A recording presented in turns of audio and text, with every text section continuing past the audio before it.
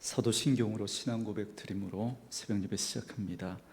전능하사 천지를 만드신 하나님 아버지를 내가 믿사오며 그 외아들 우리 주 예수 그리스도를 믿사오니 이는 성령으로 잉태하사 동정녀 마리아에게 나시고 본디오 빌라도에게 고난을 받으사 십자가에 못 박혀 죽으시고 장사한 지 사흘 만에 죽은 자 가운데서 다시 살아나시며 하늘에 오르사 전능하신 하나님 우편에 앉아 계시다가 저리로서 산자와 죽은 자를 심판하러 오시리라. 성령을 믿사오며 거룩한 공회와 성도가 서로 교통하는 것과 죄를 사하여 주시는 것과 몸이 다시 사는 것과 영원히 사는 것을 믿사옵나이다. 아멘. 이 아침에 우리에게 주시는 하나님의 말씀은 이사야 39장 1절로 8절 말씀까지입니다.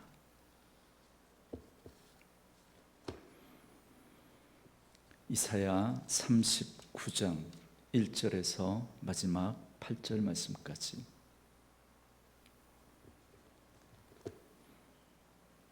말씀 찾으셨으면 한 목소리로 같이 읽습니다.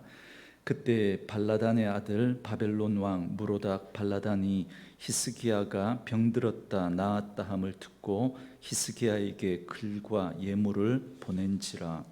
히스기야가 사자들로 말미암아 기뻐하여 그들에게 보물창고 곧 은금과 향료와 보배로운 기름과 모든 무기고에 있는 것을 다 보여주었으니 히스기야가 궁중의 소유와 전 국내의 소유를 보이지 아니한 것이 없는지라. 이에 선지자 이사야가 히스기야 왕에게 나와 묻되 그 사람들이 무슨 말을 하였으며 어디서 왕에게 왔나이까 하니 히스기야가 이르되 그들이 원방 곧 바벨론에서 내게 왔나이다 하니라. 이사야가 이르되 그들이 왕의 궁전에서 무엇을 보았나이까 하니 히스기야가 대답하되 그들이 내 궁전에 있는 것을 다 보았나이다. 내 창고에 있는 것으로 보이지 아니한 보물이 하나도 없나이다 하니라. 이사야가 히스기야에게 이르되 왕은 만군의 여호와의 말씀을 들으소서. 보라, 날이 이르리니 네 집에 있는 모든 소유와 네 조상들이 오늘까지 쌓아둔 것이 모두 바벨론으로 옮긴 바 되고 남은 것이 없으리라. 여호와의 말이니라. 또 네게서 태어날 자손 중에서 몇이 사로잡혀 바벨론 왕궁의 환관이 되리라 하셨나이다 하니 히스기야가 이사야에게 이르되 당신이 이른 바 여호와의 말씀이 좋소이다 하고 또 이르되 내 생전에는 평안과 견고함이 있으리로다 하니라. 아멘. 오늘은 함께 읽으신 이사야 39장 1절로 8절 말씀을 중심으로 마음의 빗장을 풀었을 때라는 제목의 말씀으로 잠시 은혜를 나누겠습니다. 우리가 지금 보고 있는 이사야 36장에서 39장까지는 이사야서의 2부에 해당되는 말씀이라고 전해드렸습니다. 그래서 말씀드린 것처럼 히스기야 왕 때 있었던 세 가지 사건을 기록하고 있는데요, 오늘 말씀은 그 마지막 세 번째로 역시 기원전 701년경에 있었던 히스기야가 죽을 병에 걸렸다가 기도해서 15년간 생명을 더 연장받게 된 다음에 그가 저질렀던 실수에 대해서 기록을 하고 있습니다. 그런데 히스기야가 이렇게 병이 나은 걸 알고 바벨론에서 축하 사절단이 예루살렘을 방문하게 됩니다. 그때 히스기야는 큰 실수를 저지르고 맙니다. 당시 바벨론은 아수르 제국의 그 위세에 눌려서 별로 힘을 쓰지 못하던 때였습니다. 그래서 바벨론은 이 바벨론의 무로닥 발라단 왕이 아수르 왕 사네립을 피해서 엘람 지방에 그렇게 거하고 있는 동안에 히스기야와 동맹을 맺으려고 했던 겁니다. 왜냐하면 히스기야는 반아수르 정책을 그렇게 펼쳐왔던 왕이었을 뿐만 아니라 또 유다와 비슷한 그런 처지에 놓여 있었기 때문에 바벨론과는 동반자가 될 수 있을 거다, 같이 마음을 나눌 수 있을 거다, 그렇게 생각을 했기 때문입니다. 그런데 히스기야가 바벨론과 맺은 동맹은 정치 외교적으로 볼 때는 지혜롭게 보일지 몰라도 신앙적인 측면에서 하나님의 약속을 신뢰하지 못하는 어리석은 행동이었습니다. 그래서 하나님께서는 이사야 선지자를 통해서 이 히스기야의 잘못된 행동을 지적하시고 그에 대한 징계를 하시는 말씀이 오늘 본문의 말씀입니다. 먼저 1절 말씀해 보시면, 그때에 발라단의 아들 바벨론 왕 무로닥 발라단이 히스기야가 병들었다 나았다 함을 듣고 히스기야에게 글과 예물을 보낸지라 그럽니다. 오늘 말씀에 보면 그때에라는 말로 시작을 합니다. 여기서 그때는 히스기야가 불치병에 걸렸다가 나음을 받았던 그때를 말합니다. 그러니까 하나님의 기적적인 치유를 경험한 히스기야는 영적으로 굉장히 업이 되어 있었던 그런 상태였죠. 그래서 유다와 동맹을 맺고자 했던 바벨론 왕은 이 기회를 놓치지 않고 사절단을 보내옵니다. 바벨론 왕이 보내온 건 글과 예물이라 그럽니다. 그런데 여기서 글이라고 하는 이 단어가 세파림이라고 하는 단어인데요, 이 양국이 동맹을 체결하기 위한 외교 문서를 말하는 겁니다. 자, 그런데 이 바벨론의 사절단을 맡는 히스기야가 어떻게 행동했는지를 우리가 좀 주목해서 볼 필요가 있습니다. 2절 말씀해 보시면, 히스기야가 사자들로 말미암아 기뻐하여 그들에게 보물 창고 곧 은금과 향료와 보배로운 기름과 모든 무기고에 있는 것을 다 보여주었으니 히스기야가 궁중의 소유와 전 국내의 소유를 보이지 아니한 것이 없는지라 그럽니다.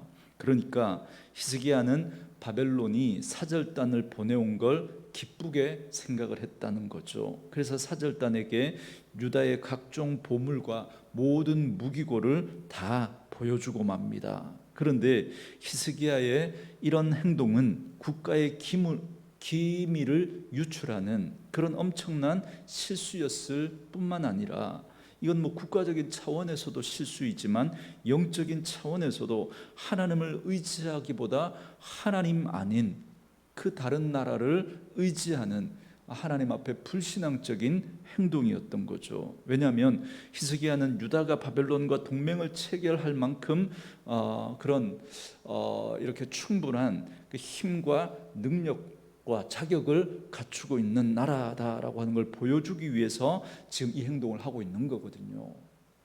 그래서 이 바벨론과 동맹을 맺으면 우리도 이 아수르의 위협으로부터 좀 든든한 어떤 그런 힘이 되겠다라고 그렇게 생각을 했던 거죠. 이런 이유 때문에 히스기야의 이런 행동은 영적인 측면에서 보면 굉장히 위험한 실수였던 겁니다. 이처럼 한 국가의 통치자가 언제 적으로 변할지 모르는 나라에게 자신의 어떤 경제 규모나 군사력을 속속히 다 알려준다는 건, 이건 그냥 군사 정치적으로 봐도 어리석기 그지없는 행동입니다. 그러나 불치병에서 고침을 받았던 히스기야는 너무나 거기에 고치된 나머지 분별력 없이 자신의 통치권 안에 있었던 모든 것을 다 그 사절단에게 보여주고 말았던 겁니다. 여러분, 그렇기 때문에 우리가 바로 이때가 위험한 때입니다. 잘 될 때, 평안할 때, 뭔가 내 뜻대로 일이 잘 될 때, 그때가 위험한 거죠. 그때 우리는 교만해질 수 있고 하나님을 놓쳐버릴 수 있기 때문에 히스기야와 같은 이런 실수를 할 수가 있습니다. 그래서 이사야 선지자는 또다시 하나님보다 이방 민족을 의지하려고 했던 이 히스기야에게 징계를 선포합니다. 3절과 4절 말씀해 보시면, 먼저 이사야가 히스기야에게 질문을 던집니다. 바벨론의 그 사절단들이 무슨 말을 하였으며 어디서 왔느냐라고 묻습니다. 여러분, 이걸 몰라서 이사야가 물었던 게 아니죠. 그들이 어떤 자들인데 네가 그걸 알면서도 그렇게 행동했느냐, 그걸 지금 책망하는 물음입니다. 그런데 영적인 분별력을 잃어버렸던 이 히스기야는 이사야 선지자의 이 질문의 의도도 알아차리지 못하고 4절 말씀에서 사절단에게 궁전에 있는 모든 것을 다 자기가 보여줬다고 의기양양하게 답변을 하고 있습니다.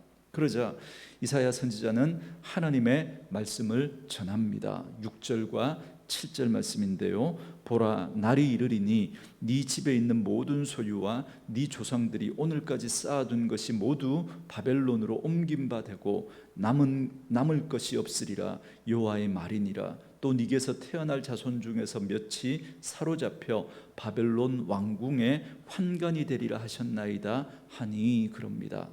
히스기야는 자신의 교만과 금지된 이방 국가와의 이 동맹을 맺은 것에 대한 징계로 국가적인 위기가 올 것이라고 하는 충격적인 경고를 받게 됩니다. 그리고 이사야 선지자는 이 사건의 중요성을 강조하기 위해서 마치 금방이라도 이 일이 닥칠 것처럼 그렇게 말씀하고 있지만, 그러나 사실 이 예언은 약 100년이 지난 다음에 BC 605년에서부터 586년 이 사이에 바벨론이 세 차례 이렇게 유다를 침공하지 않습니까? 그 사건을 통해서 성취가 됩니다. 여러분, 오늘 이 사건은 우리에게 아주 중요한 영적인 진리를 깨닫게 해줍니다. 하나님의 백성이 하나님을 의지하지 않고 하나님 아닌 다른 것을 의지하게 될 때 결국 자신이 의지했던 바로 그것에 의해서 고난을 당하게 될 거라는 겁니다. 의지했던 바벨론에 의해서 나라가 망하게 되었다는 사실입니다. 여러분, 이건 비단 히스기야에게만 해당되는 이야기가 아닙니다. 바벨론으로 옮김바 되고 남을 것이 없으리라라고 하는 이 말씀은 하나님 외에 다른 것을 우상처럼 삼고 의지하며 살아가는 오늘 우리들에게도 동일하게 적용될 수 있는 말씀입니다. 하나님보다 자신이 소유한 것을 우상으로 삼고, 그래서 때로는 돈이 우상이 되기도 하고, 때로는 자식이 우상이 되기도 하고, 때로는 명예나 권력이 우상이 되기도 합니다. 그래서 이렇게 하나님 아닌 다른 것을 우상으로 삼고 살아가는 오늘 우리 그리스도인들에게 하나님이 경고로 주시는 말씀이죠. 오늘 저와 여러분에게 하나님보다 더 의지하는 것은 무엇인지 돌아보시고 내려놓으시고 하나님만 붙들고 의지하는 그런 분들 될 수 있기를 주님의 이름으로 축원합니다. 그리고 여러분, 역사적으로 이 예언은 그대로 성취가 되는데요.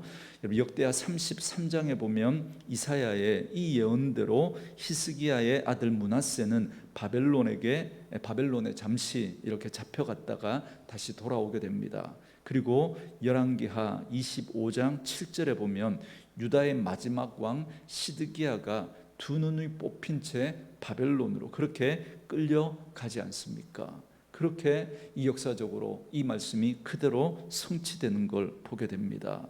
이와 같은 이사야의 이 무서운 심판의 말씀을 들었던 히스기야는 이렇게 대답을 합니다. 8절 말씀에 보시면 히스기야가 이사야에게 이르되 당신이 이른 바 여호와의 말씀이 좋소이다 하고 또 이르되 내 생전에는 평안과 견고함이 있으리로다 하니라 그럽니다. 저는 이 말씀이 너무너무 충격적이었습니다. 과연 이 대답이 히스기야 왕의 대답이 정말 맞단 말인가? 저는 처음에 제 눈과 귀를 의심했습니다. 여러분, 적어도 부모라면 내가 좀 어렵고 힘들더라도 자식이 잘 되기를 바라는 게 부모 마음 아니겠습니까? 자식이 아픈 걸 보느니 차라리 내가 아프고 자식이 나을 수 있다면 그렇게 하는 게 부모 마음이지 않겠습니까? 그런데 히스기야가 이렇게 대답하는 거예요. 좋소이다. 여러분, 이 말은 선하다, 아름답다, 바람직하다 이 뜻입니다. 그러니까 좋다는 거예요. 내 때에는 이 일을 안 당하고 내 후대에 일어날 일이니까, 나하고는 상관없는 일이니까 괜찮다는 거예요. 잘 됐다는 거예요. 그래서 히스기야의 이 대답을 두고 학자들 중에는 많은 분들이 이걸 억지로 긍정적으로 해석을 하려고 하는 분들이 많습니다. 아무리 그래도 그렇지, 그래도 히스기야가 남유다의 대표적인 의로운 왕인데, 그런데 설마 이 정도로 무책임하고 자기밖에 모르는 왕이었겠냐는 겁니다. 그래서 그의 이 대답은 하나님의 말씀이니까 모두 옳습니다, 이 대답을 했다는 거예요. 그래서 하나님께서 작정하신 일이니까 내가 어떻게 거역하겠습니까? 그 하나님의 주권을 받아들이는 그 말이라고 그렇게 억지로 해석을 하는 겁니다. 여러분, 저는 절대로 그렇게 이 말씀이 해석되어지지가 않는 거예요. 여러분, 소돔과 고모라를 심판하시겠다고 하나님이 말씀하실 때 아브라함이 하나님 앞에서 안 된다고 그 하나님과 씨름하는 모습을 여러분 어떻게 해석하시겠습니까? 그럼 아브라함이 하나님의 주권을 인정하지 않기 때문에 그런 행동을 한 불신앙인가요? 하나님께서 모세가 율법을 받기 위해서 시내산에 올라간 사이에 금송아지를 만들어 놓고 그 우상 숭배를 하던 그 이스라엘 백성들을 하나님께서 심판하시려고 하실 때 자신의 생명을 걸어놓고 하나님 앞에서 그 심판을 막아냈던 모세는 그럼 뭡니까? 이건 불신앙인가요? 그럼 저는 아무리 좋게 해석하려고 해도 그렇게 해석이 안 되는 거예요.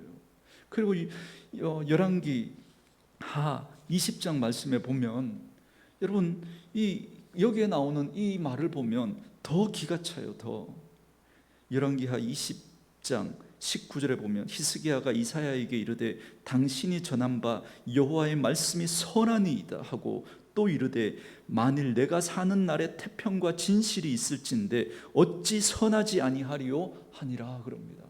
여러분 더 적나라하게 표현하고 있잖아요. 그렇게 해석할 수가 없는 거죠.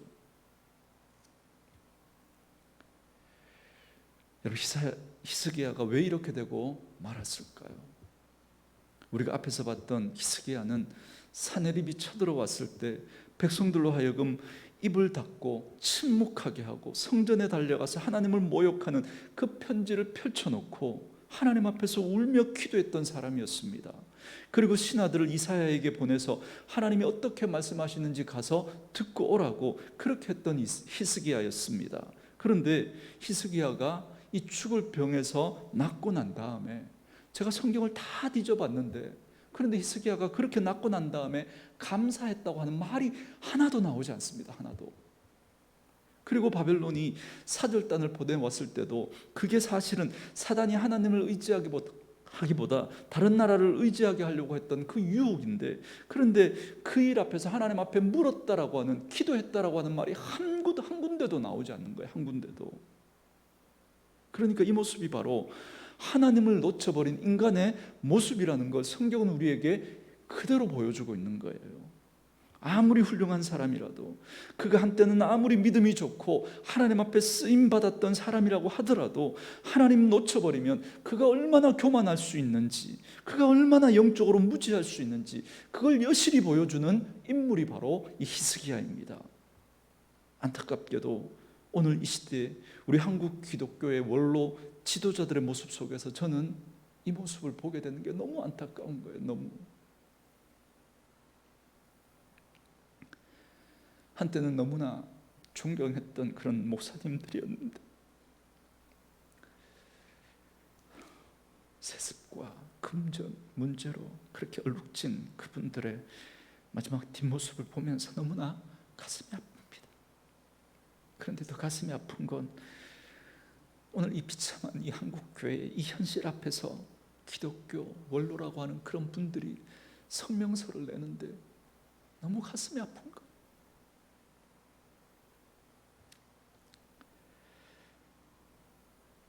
사랑하는 성도 여러분, 우리는 아닐 것 같습니까? 하나님 놓쳐버리면 우리도 이렇게 될 수 있습니다. 우리도. 그러니 무슨 일이 있어도 하나님 놓치면 안 됩니다. 무슨 일이 있어도. 그래서 우리는 하나님 앞에서 늘 나를 부인하고 엎드릴 수밖에 없는 겁니다. 그래서 진짜 위기는 잘 될 때 그때가 위기인 거죠.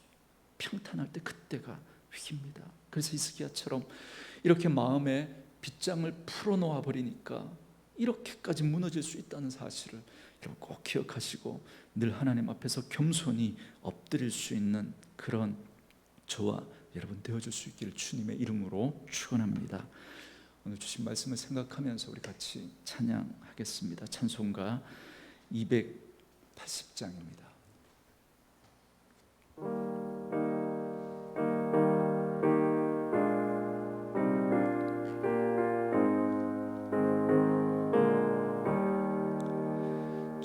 천부여 의지 없어서 손 들고 옵니다. 주 나를 외면하시면 나옵니다. 죄를 씻기 위하여 피 흘려 주시니 곧 회개하는 마음으로 주 앞에 옵니다.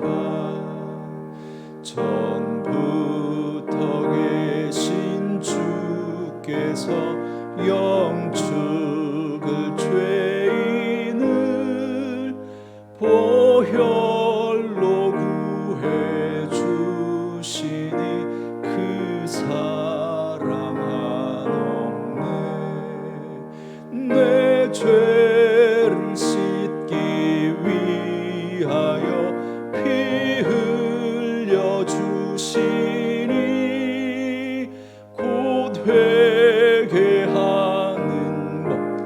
마음으로 주 앞에 옵니다. 나 예수 의지함으로 큰 권능 받아서 주님께 구한 모든 것 늘 얻겠습니다. 내 죄를 씻기 위하여 피 흘려 주시니 곧 회개하는 마음으로 주 앞에 옵니다. 아멘. 주신 말씀을 생각하면서 우리 같이 한번 기도하겠습니다. 하나님보다 하나님 아닌 다른 것을 더 의지하는 그러한 모습은 우리에게 없는지 돌아보시고 하나님만 의지하고 붙드는 그런 믿음의 태도와 자세를 잃어버리지 않도록 하나님 앞에 기도하시고요.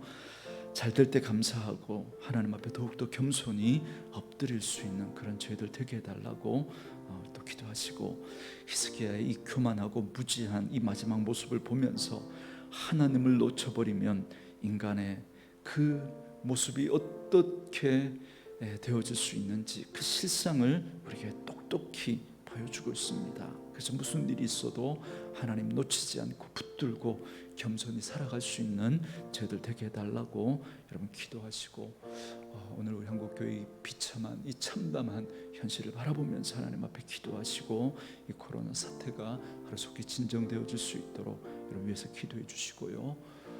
여러분 제가 이렇게 설교 하러 올라오기 전에 이렇게 방금 연락을 받았는데 저희 아버님이 이렇게 주무시는 중에 이렇게 심정지로 이렇게 돌아가셨다고 연락을 받았습니다.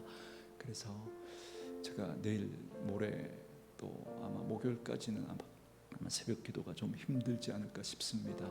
여러분 양해해 주시고 또 장례 절차를 위해서 기도해 주시기를 부탁드립니다. 이 시간에 우리 주신 말씀 생각하면서 같이 한번 기도하며 나아가시겠습니다. 기도합니다. 살아계신 아버지,